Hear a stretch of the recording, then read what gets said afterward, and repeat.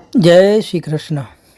પ્રિય વૈષ્ણવજનો, આજે આપણે પુષ્ટિ સત્સંગ સાગર ચેનલમાં ભાવ એટલે શું એના વિશે સત્સંગ કરશું. એ પહેલાં જો આપે પુષ્ટિ સત્સંગ સાગર ચેનલને સબસ્ક્રાઈબ નથી કરી તો સબસ્ક્રાઈબ કરો તથા અન્ય વૈષ્ણવ મિત્રોને શેર કરો, જેથી કરીને સત્સંગના નવા વિડીયોઝ તેમના સુધી પણ પહોંચી શકે. હવે આપણો આ માર્ગ એ ભાવપ્રધાન માર્ગ છે. તો ભાવ કેને કહી શકાય? તો લૌકિક આધુનિક જગતમાં વસ્તુઓના ભાવમાં દરરોજ વધારો ઘટાડો થતો જોવા મળે છે. જ્યારે એક માનવીનો બીજા માનવી પ્રત્યેનો ભાવમાં ઘટાડો થતો જોવાય છે. ભાવ એક હોય પણ ક્રિયા જુદી હોય. માતા પોતાના બે બાળકમાંથી જે બાળક બીમાર હશે તેને મીઠાઈ આપશે નહીં, કારણ કે તેનું સ્વાસ્થ્ય સારું નથી. તો એ માતાનો ભાવ એ બાળક પ્રત્યે જલ્દી સાજા થાય એવો છે. એનો ભાવ શુદ્ધ જ છે. અને બીજા બાળકને મીઠાઈ આપશે જે તંદુરસ્ત છે. અને આમ માતાનું વર્તન બંને બાળકો પ્રત્યે જુદું છે, પણ બંનેનો પ્રત્યેનો ભાવ એ સમાન છે. ક્રિયા એક હોય પણ ભાવ જુદો હોઈ શકે. પિતા પોતાની દીકરીને, જુવાન દીકરી હોય તો એને ગળે લગાડે અને પોતા એના હૃદય સરથી ચાપે તો ત્યાં એ ભાવ એને પેદા થાય. એ ભાવ ફેર હોય. અને એની પત્નીને ગળે લગાડે અને તે જે એનામાં ભાવ પેદા થાય એ ભાવમાં ફેર હોય. ક્રિયા બંને એક જ થઈ, ગળે લગાડવાની કે ભેંટવાની, પણ ભાવ અલગ થઈ ગયો. ત્યાં દરેક વસ્તુની મર્યાદા હોય છે. દાખલા તરીકે એક માણસ કેટલું ખાઈ શકે, કેટલું પી શકે, કેટલું કામ કરી શકે વગેરે, તેવી રીતે ભાવની પણ મર્યાદા હોય છે. અમુક કાર્ય કરે ત્યાં સુધી ભાવ જળવાઈ રહે અને પછી કંટાળો આવવા લાગે. સેવા કાર્યો હોવા છતાં એ ભારરૂપ લાગવા માંડે. ત્યારે સમજવું કે આપણા ભાવની આટલી મર્યાદા છે. મર્યાદાથી વધારે જેટલું કરવા જઈએ તેટલો ક્લેશ થાય. અને ક્લેશપૂર્વક કરેલી સેવાનો શ્રી ઠાકોરજી સ્વીકાર કરતા નથી. માટે ભાવની મર્યાદામાં રહીને જ સેવા કરવી. હોટલની 150 રૂપિયાની ડીશનું જમવાનું જમીએ તેના કરતાં ઘરની ખીચડી કઢી કે રોટલા જમીએ તો વધારે આનંદ મળે છે અને સંતોષ પ્રાપ્ત થાય. કારણ કે ઘરની રસોઈ જે વ્યક્તિ બનાવે છે તે પોતાના પતિ, ભાઈ, બહેન, આપણા ઘરના અંગતના પરિવારના સભ્ય માટે બનાવતા હોય. તે બનાવતી વખતે તેનો હૃદયમાં ભાવ કંઈક અલગ જ હોય છે. આથી તેમનો જે પ્રકારનો ભાવ હોય તે પ્રકારની રસોઈ બનાવે છે. અને હોટલમાં રસોઈ બનાવનાર રેસ્ટોરન્ટમાં એ રસોઈયાને આવો કોઈ ભાવ હોતો નથી. પરિણામે ઘરની રસોઈ સ્વાદિષ્ટ અને આરોગ્યપ્રદ હોય છે. ઘરમાં બિરાજતા શ્રી ઠાકોરજીની સેવા કરીએ છીએ.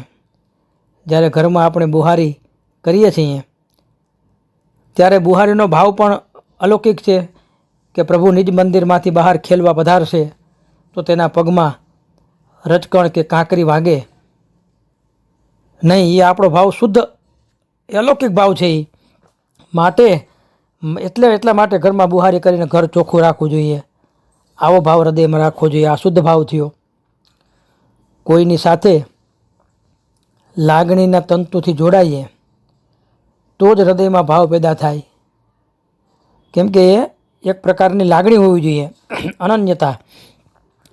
મમતાબેનને અકસ્માત થયો અને હોસ્પિટલ લઈ જતા તેનું મરણ થયું. હવે આ સાંભળતા આપણે શ્રીખંડ પૂરીનો અગર જમણ જમતા હોઈએ કે ખાતા હોઈએ શ્રીખંડ પૂરી, તો એમાં આપણને કાંઈ ફેર પડે નહીં. મમતાબેન ભલે પહોંચી ગયા, પણ જો મમતાબેન આપણા અંગત સંબંધી કે આપણા પરિવારના કોઈ સભ્ય હોય તો એ શ્રીખંડ પૂરી આપણને ઝેર સમાન બની જાય. ગોપીઓનો ભાવ જોઈએ આખા જગતને નચાવનાર શ્રી કૃષ્ણ થોડી છાશ માટે તેની આગળ નાચ્યા હતા. આ પણ એક ભાવની પરાકાષ્ઠા છે. ઘરમાં ખાવા માટે બનાવેલ માનભોગ અને શ્રી ઠાકોરજીને ધરાવવા બનાવેલ માનભોગમાં સ્વાદમાં ઘણો ફેર પડી જાય. પ્રભુ હાટું જે આપણે માનભોગ સિદ્ધ કરીએ એ અને પ્રભુ હાટું સિદ્ધ નથી કરતા એ બંનેમાં સ્વાદમાં ઝાઝો ફરક પડી જાય. કેમ કે શ્રી ઠાકોરજીની સેવામાં આપણો ભાવ વધુ દૃઢીભૂત થાય એ આકાંક્ષા છે. ભાવ એટલે ભગવાનમાં પરમ રતિ, સ્નેહ અને તેનાથી જ સાક્ષાત્કાર રૂપ ફળ સિદ્ધ થાય છે. અને આ ભાવનું દાન શ્રી વલ્લભ અથવા તો આપણા માથે બિરાજતા સેવ્ય પ્રભુ જ કરે છે. જીવકૃત સાધનથી ભાવ થાય નહીં. કોઈ એમ કે આ સાધન કરવાથી ભાવ થાય, આ જપપાટ કરવાથી ભાવ થાય ને આ એટલું કરવાથી ભાવ થાય. ભાવ આ રીતે થાય જ નહીં.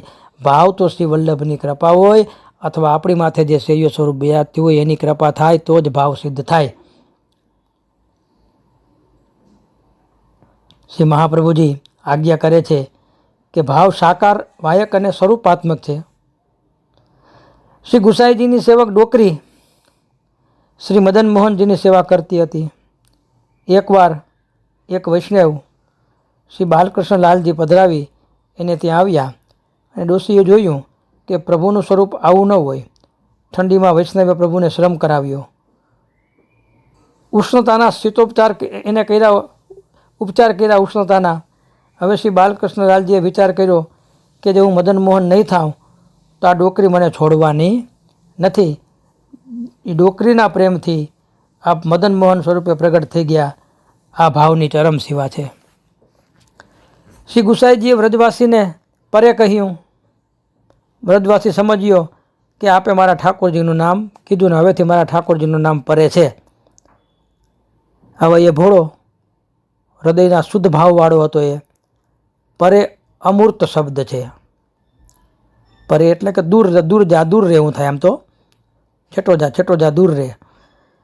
તેમાં એણે શ્રી ગોવર્ધનનાથજીનો ભાવ કર્યો એટલે એની સમક્ષ ગોવર્ધનનાથજી પરે થઈને આવ્યા. સાથે પાતર પર બેસી આરોગતા. આ ભાવની તાકાત છે. પ્રભુ પ્રત્યેના ભાવનું સ્વરૂપ નિરાળું છે અને એ અનુભૂતિનો વિષય છે. વાણીથી એ વ્યક્ત થઈ શકે નહીં. પુષ્ટિ માર્ગમાં પ્રભુનું સ્વરૂપ, લીલાધામ, ભગવદ ભક્તોના સ્વરૂપ, ગદ્ય મંત્ર વગેરે જે કંઈ છે એ ભાવાત્મક છે. ભાવ એટલે સ્નેહ. ભગવાનમાં સાચો, નિરપેક્ષ, નિષ્કામ, શુદ્ધ સ્નેહ, નિરુપાધિક સ્નેહ કહેવાય જેને, એને ભગવદ ભાવ કહેવાય છે. મર્યાદા માર્ગમાં ભગવાનને પ્રાપ્ત કરવા માટેના પ્રમાણ, પ્રમેય, સાધન અને ફળ અલગ અલગ છે. ત્યારે પુષ્ટિ માર્ગમાં ભગવદ ભાવ એ જ સાધન છે. આવા ભાવાત્મા ભગવાન પોતે જ પ્રમેય છે અને તેમની સેવા જ પ્રમાણરૂપ છે. એ જ સેવા પાછળથી ફલરૂપ બને છે. આમ પુષ્ટિ માર્ગમાં ભગવાન જ ભક્તના પ્રમાણ, પ્રમેય, સાધન અને ફલરૂપ છે. ભગવદ ભાવ અલૌકિક સંપત્તિના ખજાના જેવો છે. જેમ લૌકિક સંપત્તિના ખજાનાનું ચોર વગેરેથી રક્ષણ કરીએ આપણે કે કોઈ ચોર ચોરી ન જાય, તેમ અલૌકિક ભગવદ ભાવરૂપી ખજાનાનું પણ રક્ષણ કરવું જોઈએ, જરૂરી છે. આપણે જે બાબતોથી ભગવદ ભાવ નાશ પામે તેવી સર્વ વિરોધી બાબતોને ઓળખવી અને તેનાથી આપણે દૂર રહેવું જોઈએ.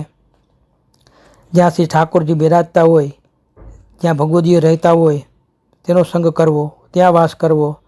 ભગવદીઓને મળવાથી તેમનો સત્સંગ પ્રાપ્ત થાય અને ભગવદીઓના અલૌકિક સ્વરૂપને જ જાણવું. તાદ્રશી વૈષ્ણવનો સત્સંગ કરવો. સત્સંગ કરવાથી ભગવદ ભાવનું સંરક્ષણ અને વૃદ્ધિ થાય છે. ભગવાનમાં શુદ્ધ સ્નેહ એ જ ભગવદ ભાવનું સાચું સ્વરૂપ છે. તો આ રીતે ભાવ કઈ રીતે થાય ને ભાવની વ્યાખ્યા શું છે એ આપણે સમજ્યા. શ્રી વલ્લભાધીશ કી જય.